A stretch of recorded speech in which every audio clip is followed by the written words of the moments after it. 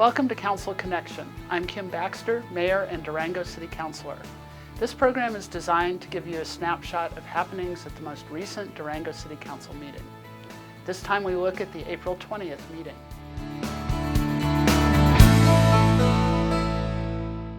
This lengthy meeting marked a changing of the guard as two newly elected and one re-elected city councilor were sworn in for new terms. More on that in a moment. Outgoing Mayor Dean Brookie began this meeting with two presentations. The first declared the week of April 19th Arbor Week in Durango, which has been declared a Tree City USA for the past several decades.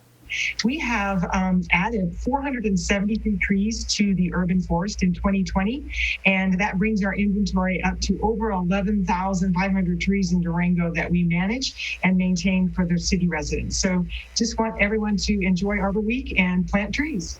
The second proclamation declared April Civitan Awareness Month. We learned about Durango's De Colores Civitan Club contributions to the community. Our club was started in 1989 by Lon Irwin and has been part of the great Southwest District of Civitan since its inception. We're a small club built around members who want to help our community through volunteerism and, more importantly, help support our friends with intellectual and developmental disabilities. We are a club of, we have more time and talent than we do treasure, so we do try to help out where we can. During public participation, 9 residents voiced objection to a letter council adopted on April 6th by a 4-to-1 vote, expressing opposition to Senate Bill 21-62, which is designed to reduce jail populations. Later in the meeting, we had a lengthy discussion about possibly replacing that letter with one containing a more neutral position on the bill before state lawmakers. But by a 3-to-2 vote, it was decided we'd take no additional action on the issue. One quasi-judicial hearing on the agenda concerning the Mountain Trace 2 and Timber Trails preliminary development plan was continued to a future meeting. Councilors approved 2 resolutions authorizing the donation and acquisition of 2 Durango Mesa Park parcels.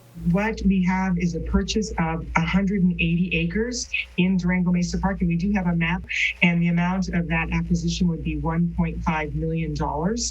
And then we also have a donation of 65 acres to the city of Durango, and so it's denoted here on the map.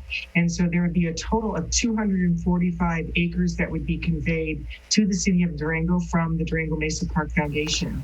Work on infrastructure at the park could begin later this year. Council was also asked to approve an additional appropriation to complete installation of volleyball and combined basketball pickleball courts, plus a parking lot and other final improvements at Santa Rita Park. This was to replace aging amenities which were impacted by construction of the water reclamation facility. Council adopted a whistleblower policy for city employees and for members of the community.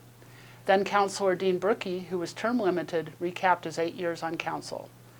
Both Dean and Chris Civitan, who did not run for a second term, thanked the community for its support during their time on council. Clerk Amy Phillips certified the results of the April 6th election and then swore in returning councilor Melissa Youssef and our 2 new councilors, Jessica Buell and Olivier Bosmans. Subsequently, councilors elected myself mayor and Councilor Noseworthy mayor pro tem for the next year. Our last major item concerned planning for a new mid-block pedestrian crossing in the 2900 block of North Main Avenue. The city is partnering with CDOT for the crossing, but some have expressed concerns about the safety of the mid-block crossing, which has proven to be controversial. So there is a great deal of research on mid-block crossings. So you might ask, why a mid-block crossing with a rapid flashing beacon and pedestrian refuge? So FHWA focuses on the fact that vehicle speeds are higher in these types of areas with a multi-lane situation, and pedestrians are less visible. So intersection crossings become less practical and are often more dangerous. This is counterintuitive to what we have in our downtown. However, in this situation, it's safer to install a mid-block crossing because it installs the signage with the flashing lights. It allows a pedestrian to cross 2 lanes of traffic and be protected by a refuge built of concrete, and then activate the signal again and cross the other 2 lanes of traffic. You can expect to hear more discussion on this project in the future. There are a couple of reminders for you. Rapid COVID testing has arrived in Durango. The Q-tests can return results in 30 minutes or less. They are available at the La Plata County Fairgrounds testing site. Though not required, you're asked to make a reservation by going to primarybio.com/L/CDPHE. The Durango Public Library is promoting its new mobile catalog app, now available at the App Store or Play Store. Among other things, you can use it to browse the library's catalog and place a hold on items, manage your library account, and download ebooks and audiobooks. And the Durango-La Plata County Airport is getting busy with the addition of Delta Airlines service to Salt Lake City starting in mid-May, and Frontier Airlines will begin service to Denver and Las Vegas in June. Our next study session will be Tuesday, April 27th at 4 p.m. Our next regular council meeting is Tuesday, May 4th at 6:30 p.m. Agendas for meetings are posted at durangogov.org/meeting. And that's Council Connection for the April 20th Durango City Council meeting. I'm City Councilor and Mayor Kim Baxter.